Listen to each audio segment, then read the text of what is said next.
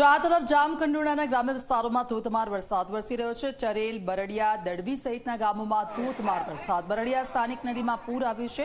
ચરેલ ગામની નદીમાં પણ પૂરમાં ભેંસો તણાઈ હતી। આપ જુઓ આ દ્રશ્યો।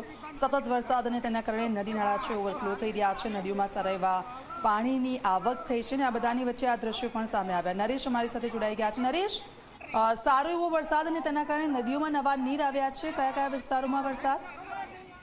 ચોક્કસથી વાત કરવામાં આવતો જે રીતે હવામાન વિભાગે ભારેથી અતિ ભારે વરસાદની આગાહી કરી છે તે જ મુજબ રાજકોટ જિલ્લાના અનેક તાલુકાઓની અંદર ધોધમાર વરસાદ છે તે ક્યાંક વરસી રહ્યો છે। ત્યારે જેતપુર, જામકંડોરણા, ગોંડલ સહિતના જે વિસ્તારો આવેલા છે તેમાં પણ ક્યાંક ધોધમાર વરસાદ છે તે પડ્યો છે। ત્યારે જામકંડોરણાની જો વાત કરવામાં આવે તો જામકંડોરણાના ચરેલ, બરડિયા, દડવી સહિતના ગ્રામ્ય વિસ્તારોની અંદર 4 ઇંચ જેટલો ધોધમાર વરસાદ છે તે જ્યાં વરસ્યો હતો। ધોધમાર વરસાદને કારણે ચરેલ, બરડિયા, દડવી સહિતની જે સ્થાનિક જે નદીઓ છે તેમાં પણ પૂર છે તે આવ્યા હતા અને સાથે જ જે બરડિયા ગામની જે સ્થાનિક નદી છે તેમાં પણ છે તે પશુ તણાતા હોય તે પ્રકારના દ્રશ્યો છે તે પણ સામે છે તે જે રીતે ધોધમાર વરસાદ વરસ્યો તેમને જ લઈ અને જે નદી નાળાઓ છે તેમાં પણ નવા નીરની આવક છે તે થઈ હતી। તો સાથે જ શહેરીજનો તેમજ જે ખેડૂતો છે તેમાં અત્યારે એક પ્રકારની ખુશી છે તે જોવા મળી રહી છે। જી બિલકુલ, આભાર નરેશ, આપની પાસેથી વિગતો લેતા રહીશું।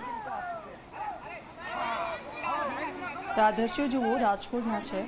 ચરેલ, બરડિયા અને આસપાસના જે વિસ્તારો છે ત્યાં સારો એવો વરસાદ વરસ્યો ને તેના કારણે નદીઓ ઓવરફ્લો થઈ રહી છે। તો ચરેલ ગામની નદીમાં પૂર આવ્યું ને એ દરમિયાન આજે ભેંસો છે ભેંસો તણાઈ। સ્થાનિકો એક પછી એક ભેંસોને બહાર કાઢી છે। પરંતુ આપ જુઓ હાલ તમામ જે જગ્યાઓ છે રાજ્યભરમાં વરસાદી માહોલ જામ્યો છે અને આ પ્રકારના દ્રશ્યો જોવા મળી રહ્યા છે। નદીઓમાં પાણી આવતા લોકો ખુશ થયા છે। તો આપ જુઓ ભેંસોની સાથે જે તમામ વસ્તુઓ છે તે પણ તરતી દેખાય। સ્થાનિકો ત્યાં આવી પહોંચ્યા હતા।